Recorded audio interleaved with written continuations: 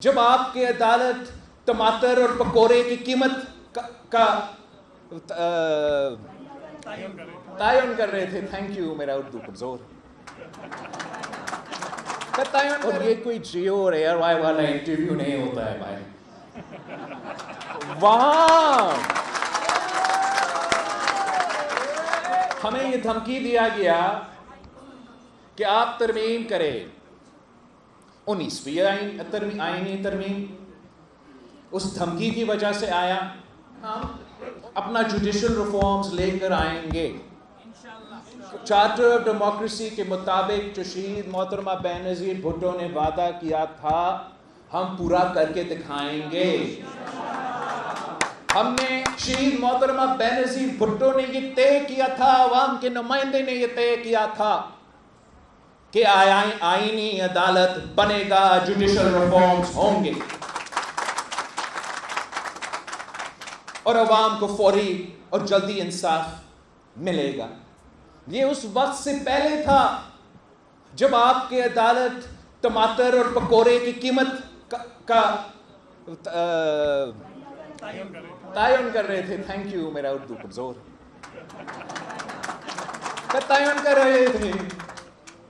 اس وقت سے پہلے طے ہوا اور اب سے آپ کو مزے کی بات، شہید بیوی کے 30 سال کی جدوجہد شہادت کے بعد 18ویں ترمیم پاس ہوا. اس میں آئینی عدالت نہیں تو جوڈیشل ریفارمز تھا. کتنا لمبا چوڑا پروسیس، 2/3 نہیں 3/3 پورا پارلیمان نے فیصلہ کیا.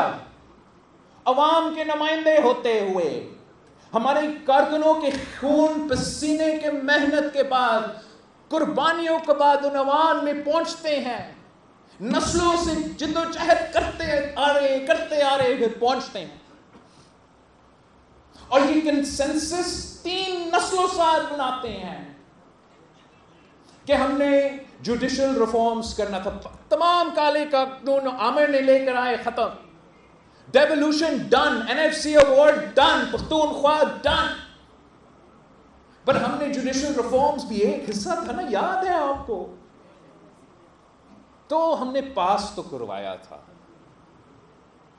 مگر جج صاحبان، آنریبل جج صاحبان، جنہوں نے ریاست کو ماں کی طرح بنانا تھا، جنہوں نے انصاف دلانا تھا، انہوں نے پارلیمان کی آئین کو استعمال کر کے ہمارا 3 نسلوں کا محنت کا ضائع کرنے کا دھمکی دے کے کہ ہم آپ کا 3/3 کا پاس کیا گیا 18ویں ترمیم کو پھینک دیں گے، پھاڑ دیں گے. یہ وہی سوچ ہے جو عامر کا سوچ ہے نا. جب ایک کاغذ کا ٹکڑا ہے تو جو بھی آپ کا یونیفارم ہو، وہ سمجھتے ہیں کہ وہ پھاڑ سکتے ہیں جب بھی وہ جی جائیں. تو یہ دھمکی دیا گیا، پارلیمان کو دھمکی دیا گیا کہ آپ کا پورا آئین کو ہم ترمیم کریں گے اگر آپ یہ جو ججز اپوائنٹمنٹ کا پروسیس ہے اس پہ نظر انسانی نہ کریں. ہم نے کیا کہا تھا؟ یہ پوری دنیا، آپ یونائٹڈ اسٹیٹس کا ایگزامپل دیکھ لیں. وہاں جب ان کے سپریم کورٹ، جو کہ کانسٹیٹیوشنل کورٹ ہے، ان کا جج کا تعیناتی ہوتا ہے تو پورا پارلیمان سامنے بیٹھا ہوتا ہے، عوام کے نمائندے، اپوزیشن کے، حکومت کے. اور یہ کوئی جیو اور ایئر وائی والا انٹرویو نہیں ہوتا ہے بھائی.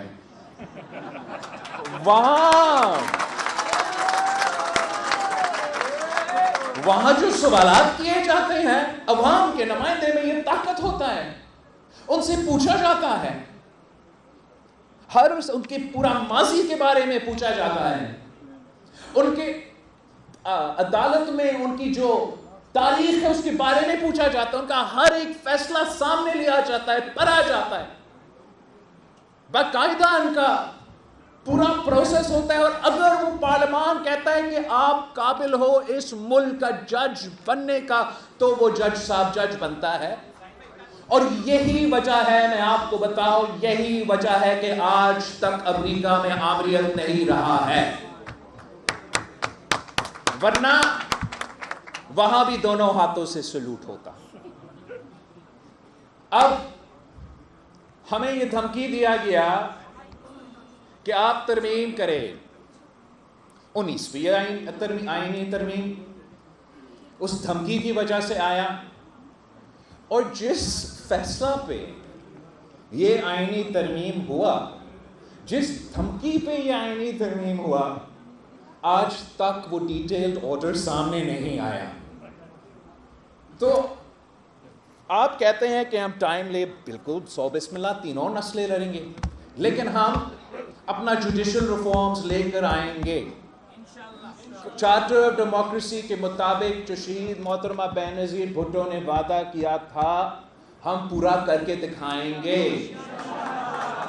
ہم نے ماضی سے اپنے سبق سیکھے ہیں، ہم وکلا برادری کا بہت ہی عزت کرتے ہیں، اور کیوں نہیں کریں گے؟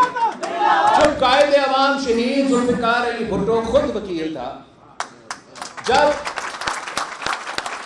پاکستان پیپلز پارٹی کو بنانے والے وکلا تھے، نہ صرف قائد عوام شہید ذوالفقار علی بھٹو، مگر پاکستان پیپلز پارٹی کے امیدوار، پاکستان پیپلز پارٹی کی تنظیم، آدھا سے زیادہ ہمارا نیا جو پارلیمان بنا تھا وہ آپ کی برادری سے بھرا ہوا تھا۔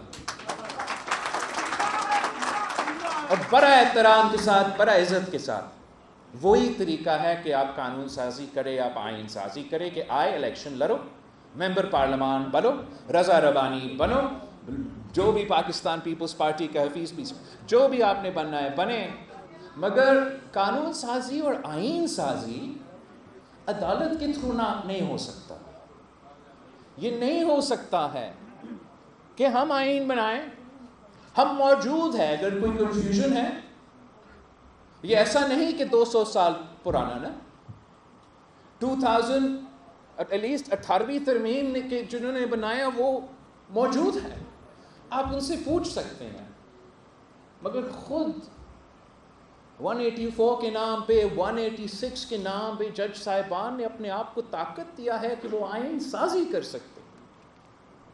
آئین یہ نہیں کہتا ہے کہ جو ہم نے لکھا، آئین کہتا ہے کہ ان کی مرضی ہے، اور یہ this is now proved beyond a reasonable doubt in Pakistani politics. Look at the last 15 years if you're not going to look at the last 70 years. Our judicial system is broken. آپ اگر lawyer بنے تو اس لیے کہ آپ عوام کو انصاف دے۔ کتنے پینڈنگ کیسز ہے اس عدالت کے سامنے، کتنا دیر تک مجھے تو 45 ایئرز انتظار کرنا پڑا قائد عوام شہید ذوالفقار علی بھٹو کا قتل کیس میں۔ وہاں بھی ہمیں بتایا گیا کہ 10A کی وجہ سے جو ہے ماضی کی غلطیاں کو اس طریقے سے درست نہیں کیا جا سکتا۔ چلے پھر بھی ایک بہت بڑی تاریخی کامیابی ہمیں 45 ایئرز بعد ملا تھا۔ جو آپ نے اس کیس کا سنا ہے جہاں 2 بھائیوں کو یہ قتل میں کا جرم دیا گیا، ان کو ایکسیکیوٹ بھی کیا گیا، اور سالوں بعد اس پتہ چلا کہ وہ بے گناہ تھے اور ان کو باعزت بری ہو گیا۔ آپ نے سنا وہ کیس جہاں ایک غریب عورت تقریباً 50 سال جدوجہد کرتی رہی اپنی وراثت کے لیے۔ بہت شکر گزار ہیں ہم اعلیٰ عدلیہ کے 50 سال بعد اس عورت کو شاید انصاف مل رہا ہے، مگر مانیں کہ جس کام کے لیے، جس ذمہ داری کے لیے آپ ادھر بیٹھے ہو، آج کل وہ ذمہ داری پورا نہیں ہو رہا۔